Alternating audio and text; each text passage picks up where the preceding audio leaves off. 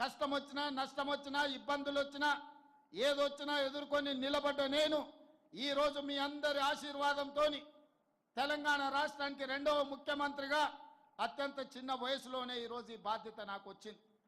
ఈరోజు నాకు ఏ చీకు చింత లేదు, ఏ వ్యసనాలు లేవు, ఏ అవసరాలు లేవు. నాకున్నదల్లా నన్ను ఆశీర్వదించిన ఈ సమాజానికి ఏదైనా చేయాలన్న తపన తప్ప నాకు అండగా నిలబడ్డ కుటుంబాలను వాళ్ళ బిడ్డగా ఈరోజు ఆదుకోవాలన్న ఆలోచన తప్ప నాకు ఇంకొకటి లేదు. ఇవాళ నేను ఆశిస్తున్నది మీ అభిమానాన్ని.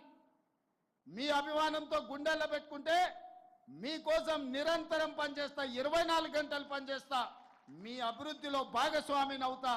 మిమ్మల్ని ఏ విధంగా ఆదుకోవాలనో ప్రణాళికలు మీరు తీసుకొని రండి. ప్రభుత్వంలో ఆమోదింపజేసే బాధ్యత నాది. బతుకమ్మ చీరలు నేను ఎక్కువ విమర్శించదలుచుకోలేదు, కానీ ఇచ్చిన చీరలు తీసుకొచ్చి పొలాల గట్లల్లో పిట్టలను బెదరగొట్టడానికి కట్టడం తప్ప మా ఆడబిడ్డలు కట్టుకునే సందర్భం ఎక్కడన్నా ఉందా? కానీ మా నేతన్నల వృత్తి దెబ్బతింటుంది.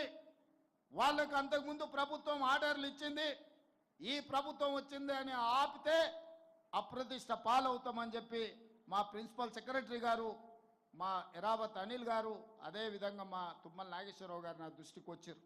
నేను ఆలోచన చేసిన, నిజంగానే కుల వృత్తులను చేతి వృత్తులను అంతరించి పోనీయొద్దు, వాటిని కాపాడాలంటే ఏం చేయాలని ఆలోచన చేసి ఈ తెలంగాణ రాష్ట్రంలో 65 లక్షల మంది ఆడబిడ్డలు స్వయం సహాయక సంఘాలలో సభ్యులుగా ఉన్నారు.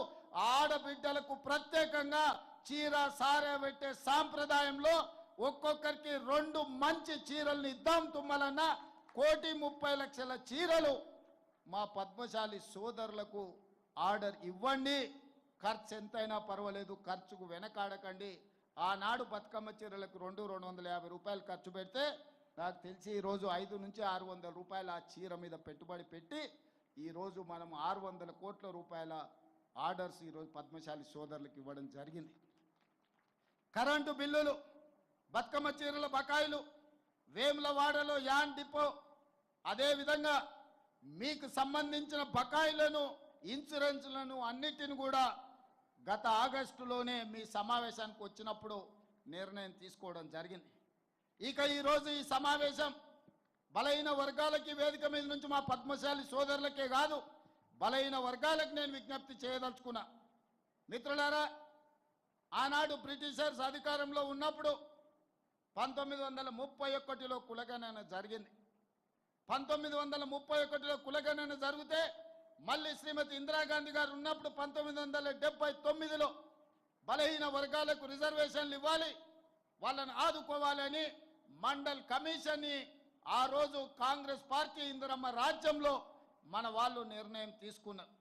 మండల్ కమిషన్ దాదాపుగా 1990 నివేదిక వెలికి తీసుకొచ్చి ఆనాడు మొత్తం బీసీలు 52%, ఇంక్లూడింగ్ ముస్లిం మైనారిటీలు కూడా బీసీలలో ఉన్నారు, వాళ్ళకి 27% రిజర్వేషన్లు ఇవ్వాలి అని మండల్ కమిషన్ రికమెండ్ చేస్తే 27% రిజర్వేషన్ అమలు చేసింది కాంగ్రెస్ పార్టీ.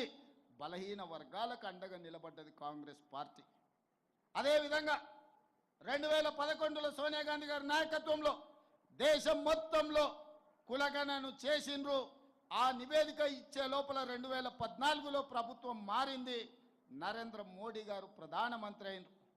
వారు ప్రధానమంత్రిగా బాధ్యతలు చేపట్టిన తర్వాత 2011లో కాంగ్రెస్ పార్టీ సోనియా గాంధీ గారి నాయకత్వంలో నిర్వహించిన కులగణన సర్వేను ఈరోజు తొక్కి పెట్టిండ్రు, వాళ్ళు కనిపించకుండా చేసిండ్రు.